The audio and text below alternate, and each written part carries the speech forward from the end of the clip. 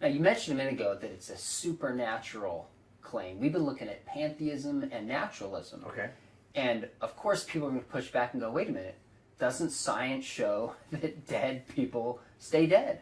Aren't miracles impossible in our age of science? Well, right. So the issue is, are we so committed to our natural view of the world that we reject anything supernatural? Because you're right.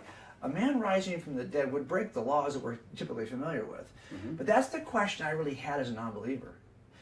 Does anything supernatural like God exist? So I knew in order to answer that investigative question, I couldn't already have the answer in my head.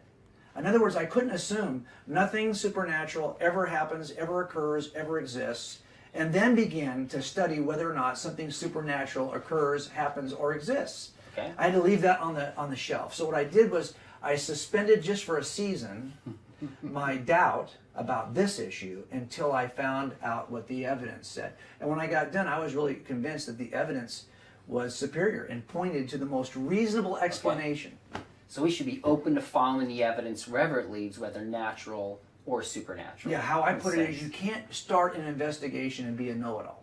Okay. Right? You just have to say to yourself, there's some stuff I don't know yet. Okay. Let me just keep that in mind as I begin the investigation.